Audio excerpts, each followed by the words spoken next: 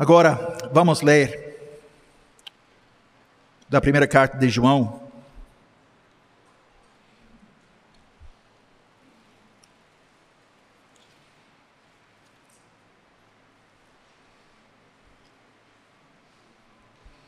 O primeiro capítulo.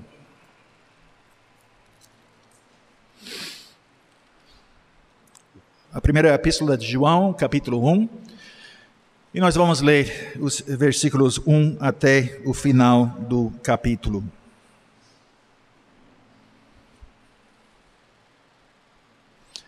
E assim diz a palavra do Senhor: o que era desde o princípio, o que temos ouvido, o que temos visto com os nossos próprios olhos, o que contemplamos se as nossas mãos apalparam, com respeito ao verbo da vida. E a vida se manifestou, e nós a temos visto, e dela damos testemunho, e vô-la anunciamos, a vida eterna, a qual estava com o Pai, e nos foi manifestada. O que temos visto e ouvido anunciamos também a vós outros, para que vós igualmente mantenhais comunhão conosco. Ora, a nossa comunhão é com o Pai e com o seu Filho Jesus Cristo. Essas coisas, pois, vos escrevemos para que a nossa alegria seja completa. Ora, a mensagem que da parte dele temos ouvido e vos anunciamos é esta: que Deus é luz, e não há nele treva nenhuma. Se dissermos que mantemos comunhão com ele e andarmos nas trevas, mentimos e não praticamos a verdade. Se, porém, andarmos na luz, como ele está na luz, mantemos comunhão uns com os outros, e o sangue de Jesus, seu Filho, nos purifica de todo o pecado. Se dissermos que não temos pecado nenhum, a nós mesmos nos enganamos, e a verdade não está em nós. Se confessarmos os nossos pecados, ele é fiel e justo para nos perdoar os pecados e nos purificar de toda injustiça. Se dissermos que não temos cometido pecado, fazemo-lo mentiroso e a sua palavra não está em nós. Até aqui a leitura da palavra de Deus. O texto, o foco do sermão será no terceiro versículo desse capítulo. O que temos visto e ouvido anunciamos também a vós outros, para que vós igualmente mantenhais comunhão conosco. Ora, a nossa comunhão é com o Pai e com seu Filho, Jesus Cristo. Que Deus abençoe a leitura da palavra e também a pregação da palavra que se baseia nessa passagem da Escritura.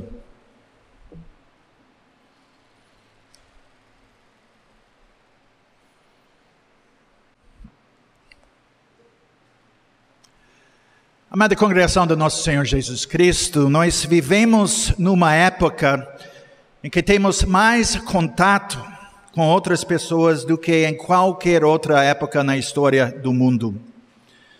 Temos Facebook, temos Instagram, WhatsApp, nós temos nossos celulares, nossos dispositivos 24 horas por dia.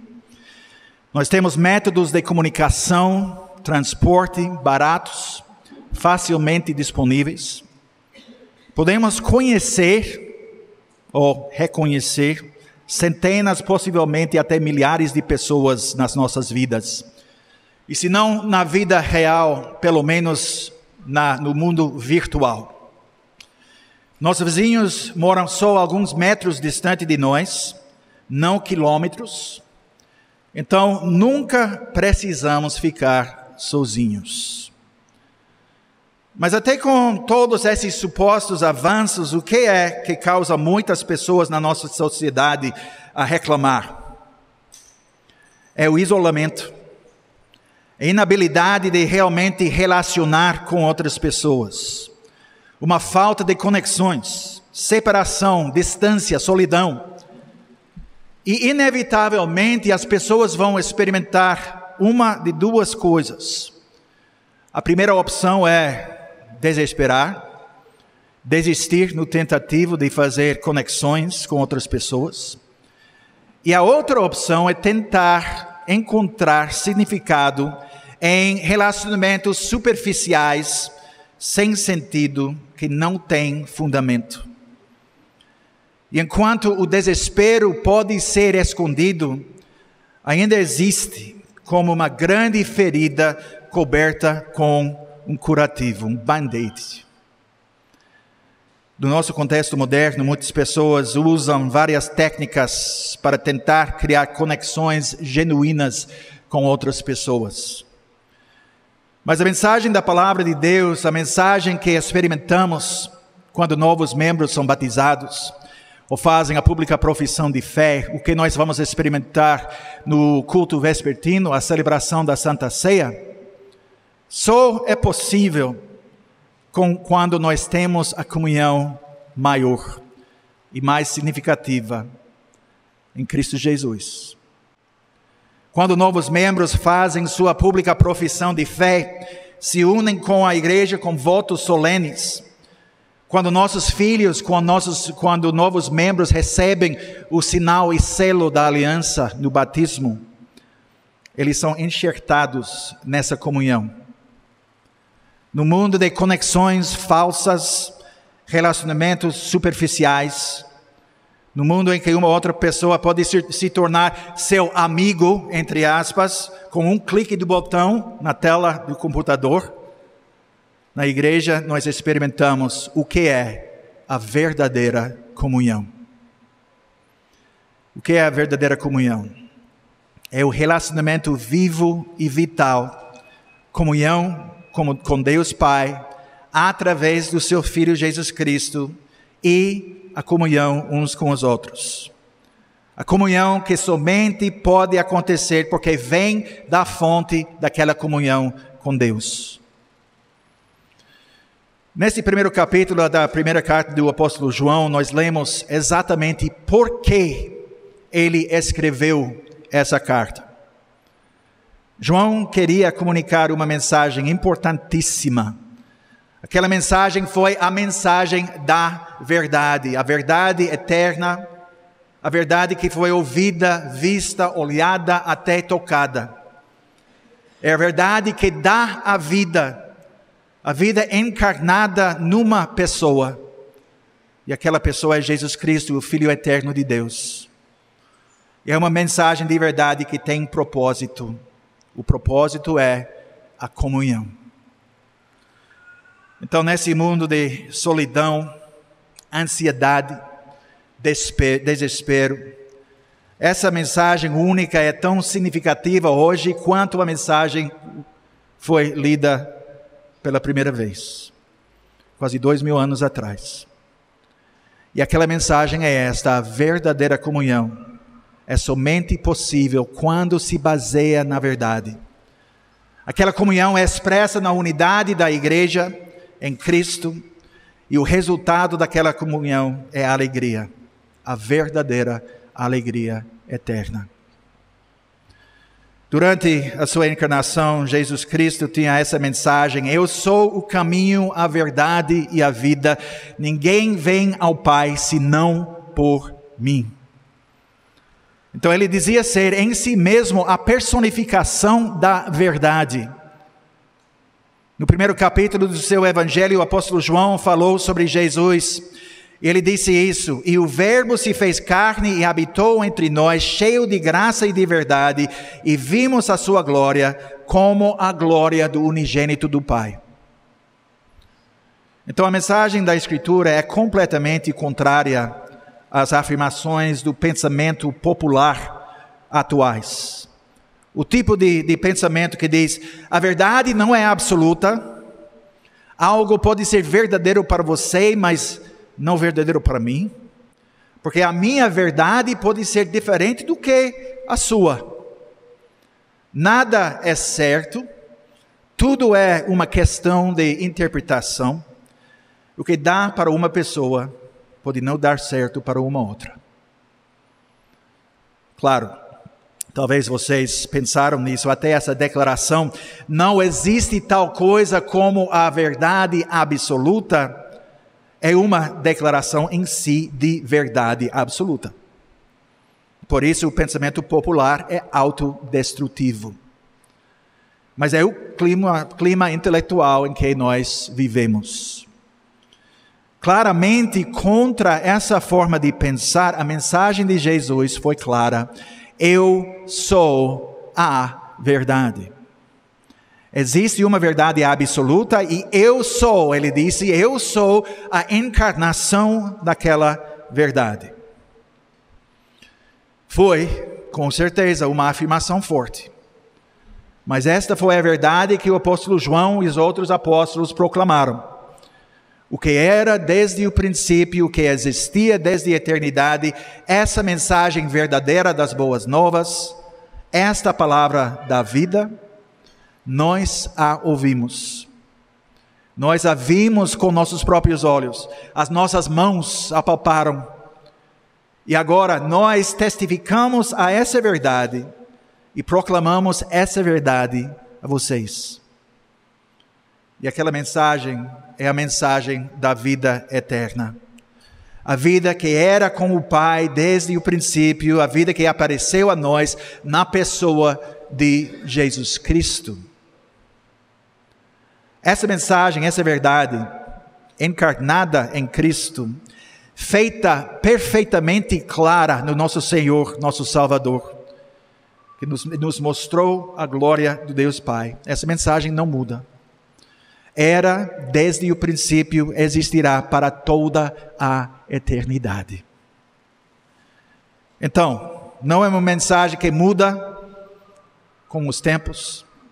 Não é uma mensagem que precisamos adaptar à nossa cultura, não. É uma mensagem de verdade absoluta. Uma mensagem que nós precisamos comunicar à nossa cultura, para chamar a cultura, para chamar a sociedade a aceitar e se adaptar a ela. Esta é a mensagem que João, inspirado pelo Espírito Santo, comunicou aos seus leitores. A mensagem que o Espírito Santo nos comunica hoje. E por que é que João comunica essa mensagem? Ele diz isso para que vós igualmente mantenhais comunhão conosco. Ora, a nossa comunhão é com o Pai e com seu Filho, Jesus Cristo. Então, os apóstolos, eles proclamaram a mensagem de Jesus Cristo, aquele verbo da vida, o verbo que dá a vida. Eles testemunharam ao que eles viram e ouviram e tocaram, eles eram testemunhas daquela verdade, e então eles proclamaram aquela verdade, chamando os ouvintes a se arrepender e crer naquela mensagem. Isso é o que a igreja continua a fazer. Nós vamos continuar a fazer isso até a volta de Cristo. Então a aceitação dessa palavra de vida vai levar à comunhão. E essa comunhão será expressa por ser unido a Cristo como parte do seu corpo, da igreja. Em 1 Timóteo capítulo 3, e versículo 15, Paulo escreve que a casa de Deus, a igreja do Deus vivo, é a coluna e baluarte da verdade. A igreja é construída na verdade imutável do verbo da vida. É o fundamento inabalável da igreja. Em Efésios capítulo 3, e versículo 10, o apóstolo Paulo escreve que pela igreja a multiforme sabedoria de Deus se torne conhecida, agora dos principados e potestades nos lugares celestiais. Então a igreja é chamada para servir como guardião da verdadeira palavra da vida, como celeiro da verdadeira palavra da vida, como mensageiro da verdadeira palavra da vida, fundada naquela palavra da vida. E dentro da igreja, dentro da igreja onde nós expressamos aquela comunhão que nós temos uns com os outros, por meio do Senhor Jesus Cristo. Por isso, irmãos, nós somos chamados, é um chamado sério, a levar a sério a membresia na igreja. Cristo morreu por quem? Ele morreu pela igreja. Ele amou a igreja e a si mesmo se entregou por ela para que a santificasse, tendo-a purificado por meio da lavagem de água pela palavra, para apresentar a si mesmo igreja gloriosa, sem mácula, nem ruga, nem coisa semelhante, porém santa e sem defeito. Efésios capítulo 5. O relacionamento entre Cristo e a igreja é um modelo do relacionamento entre marido e mulher. Unidade perfeita, com os dois se tornando uma carne só. Um mistério profundo. Então, isso significa que não é suficiente para os crentes em Jesus dizer: eu tenho um relacionamento pessoal com Cristo, portanto, eu não preciso ser membro da igreja. Ou, eu creio em Deus, mas eu não preciso me tornar membro da igreja. Eu posso servir a Deus sozinho. Não quero suportar comunhão com essas outras pessoas, com todas elas. Porque o nosso relacionamento com Deus é um relacionamento pactual. É um relacionamento corporativo. Deus relaciona com seu povo através de Jesus Cristo por meio do corpo de Cristo, que é a igreja. Vamos olhar a Filipenses capítulo 2, versículos 1 e 2.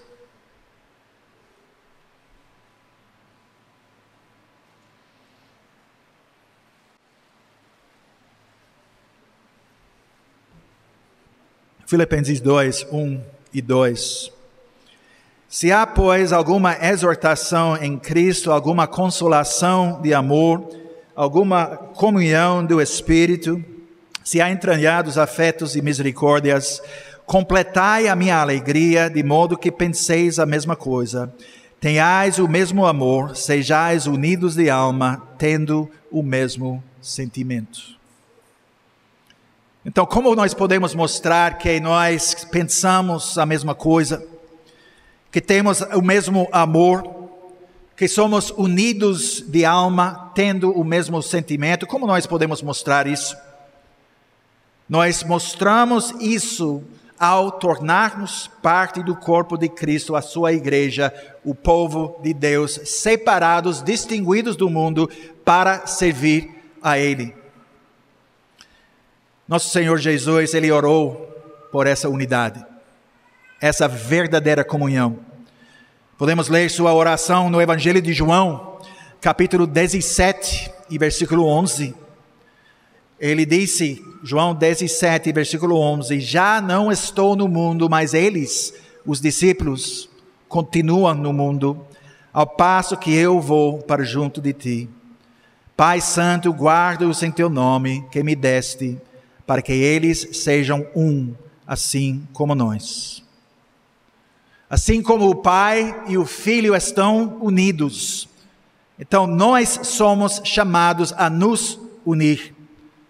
E essa unidade é expressa por ser membros vivos da igreja. Não membros nominais, mas membros vivos. Não pessoas que frequentam os cultos, mas membros vivos. E o Senhor, no mesmo capítulo, Ele continua na sua oração. Ele disse, não rogo somente por estes, mas também por aqueles que vierem a crer em mim, por intermédio da sua palavra, a fim de que todos sejam um. E como és tu, ó Pai, em mim e eu em ti, também sejam eles em nós, para que o mundo creia que tu me enviaste. Meus irmãos, esta foi a oração de Jesus Cristo, nosso Senhor e Salvador, por nós. E eu lhes tenho transmitido a glória que me tens dado, para que sejam um como nós o somos, eu neles e tu em mim, a fim de que sejam aperfeiçoados na unidade, para que o mundo conheça que tu me enviaste e os amaste, como também amaste a mim. Não devemos nos contentar com o fato de que existem múltiplas igrejas, denominações no nosso país, cada uma com sua própria identidade, com sua própria mensagem particular. Não devemos nos contentar com essa situação e pensarmos, bem, eles podem acreditar um pouco diferente de nós, ou talvez muito diferente de nós, mas todos nós precisamos trabalhar juntos como amigos, irmãos. Nós devemos lutar pela unidade do corpo de Cristo, uma unidade visível, não somente espiritual, não visível, uma verdadeira unidade, para que o mundo conheça que Deus Pai enviou o seu Filho para salvar o seu povo do pecado e da morte. Mas naquela luta por essa unidade, nós temos que lembrar isso. A verdadeira unidade nunca pode ser encontrada minimizando ou relativizando a verdade. Temos que lembrar, a igreja é chamada para ser o pilar e o baluarte da verdade. A verdade que é imutável, a verdade que é eterna. Qualquer unidade que não resida nessa verdade é de fato falsa unidade. Mas onde existe unidade, na verdade, a comunhão. E essa comunhão é claramente expressa quando nos juntamos uns com os outros, como membros do corpo de Cristo, o que nós estamos experimentando aqui e agora. E essa comunhão, essa unidade, significa que talvez estamos nos unindo a pessoas com as quais não temos nada em comum, superficialmente. Nós somos de diferentes origens étnicas, temos diferentes interesses, formas de nos expressar, de comunicar. Podemos nos vestir de uma forma diferente, podemos comunicar de uma forma diferente. Podemos pensar diferentemente sobre um número de coisas. No mundo, talvez nunca tenhamos juntado um com o outro. Olhar uma segunda vez para aquela pessoa andando na rua. Porque parece que não temos nada em comum. Mas a igreja não é um clube social. Não é um grupo de pessoas que compartilham um interesse comum. Não é um grupo de apoio psicológico, ou um clube de hobby, ou um grupo de interesse especial. Na superfície, talvez não tenhamos muito em comum uns com os outros. Mas onde realmente importa, no cerne da questão, é aí que a unidade, a verdadeira unidade é experimentada e encontrada em Jesus Cristo, em nosso Senhor, em nosso Salvador. Nossa amizade mútua é amizade real, profunda, mas é apenas uma comunhão real e significativa, porque é antes de tudo comunhão com o próprio Senhor. E finalmente, qual é o resultado dessa comunhão? Qual é o resultado desse relacionamento que nós temos com o Senhor e uns com os outros? O resultado é alegria. O resultado é verdadeira alegria. Alegria duradoura, que permanece. Alegria completa. Não é a alegria falsa que o mundo oferece. Não é a alegria que vem uma noite e desaparece na próxima noite, na próxima manhã, com forte dor de cabeça e problemas do estômago. Não é esse tipo de alegria, não. Não é a alegria que vem em momentos de êxtase, seguido por dias ou semanas, ou talvez uma vida de decepção, desapontamento. Esta verdadeira alegria é a alegria que vem de conhecer a Deus, ou melhor, de ser conhecido por Deus. E quando dizemos que há alegria nesta comunhão, Não estamos dizendo que nunca vai haver lutas, nem dor, nem frustrações dentro dessa comunhão. Não estamos dizendo isso, não. Nós somos pessoas caídas, vivem no mundo caído. Não somos pessoas que decidiram nos associar uns aos outros porque nós gostamos dessas outras pessoas tanto. Nós somos o povo escolhido não por nós mesmos, mas escolhido por Deus. Pessoas pecadoras, pessoas com falhas, pessoas que nem sempre vivem de acordo com a sua confissão.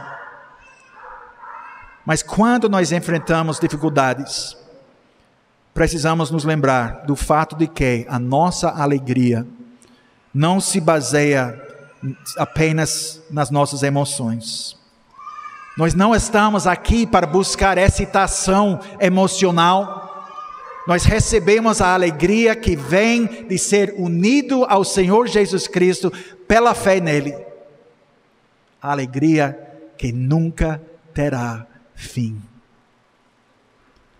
E no mundo vindouro, quando deixamos para trás todo o pecado, quando deixamos para trás toda a tristeza, toda a divisão, toda a tragédia desse mundo manchado de pecado, a nossa alegria será perfeitamente completa.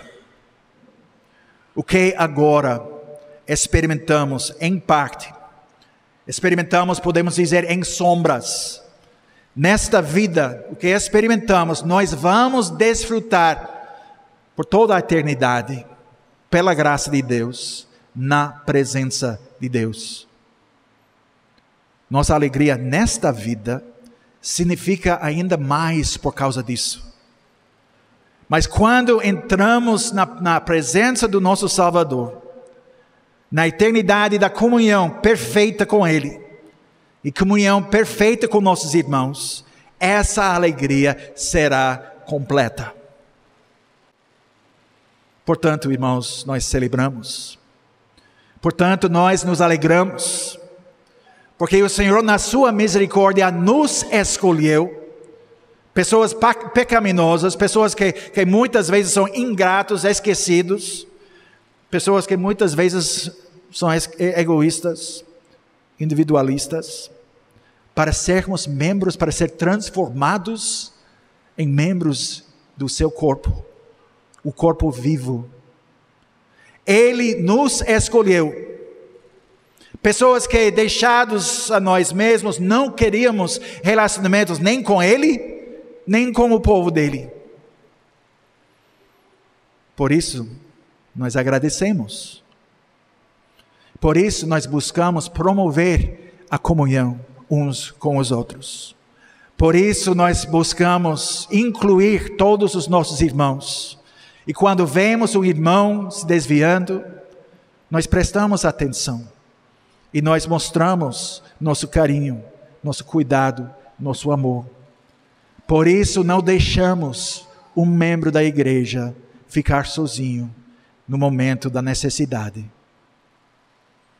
E a melhor maneira que nós podemos concluir essa mensagem é com as palavras de Deus, de 1 Pedro capítulo 1, e versículos 3 a 9.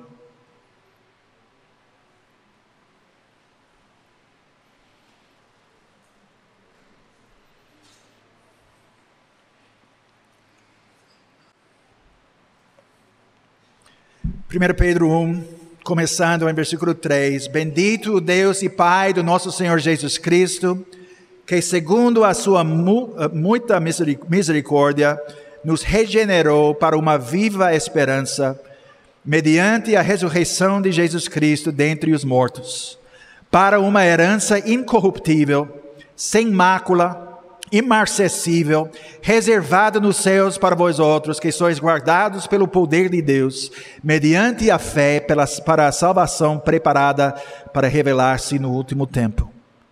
Nisso exultais, embora no presente e por breve tempo, se necessário, sejais contristados por várias provações, para que, uma vez confirmado o valor da vossa fé, muito mais preciosa do que o ouro perecível, mesmo apurado por fogo, redunde em louvor, glória e honra na revelação de Jesus Cristo, a quem, não havendo visto a mais, no qual não vendo agora, mas crendo exultais com alegria indizível e cheia de glória, obtendo o fim da vossa fé, a salvação da vossa alma.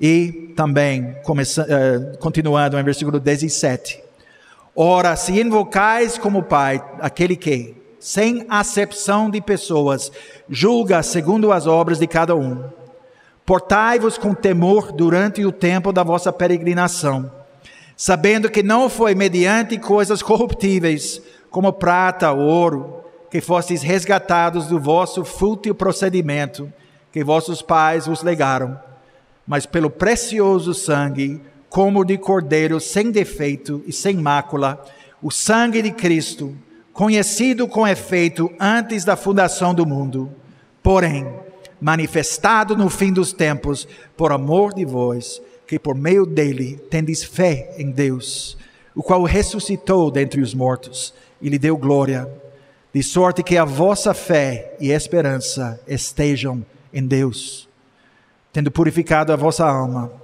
pela vossa obediência à verdade, tendo em vista o amor fraternal, não fingido, amai-vos de coração, uns aos outros, ardentemente, pois fostes regenerados, não de semente corruptível, mas de incorruptível, mediante a palavra de Deus, a qual vive e é permanente. Pois toda carne é como a erva, e toda a sua glória como a flor da erva. Seca-se a erva e cai a sua flor, a palavra do Senhor, porém, permanece eternamente. Ora, esta é a palavra que vos foi evangelizada. E hoje, mais uma vez. Amém.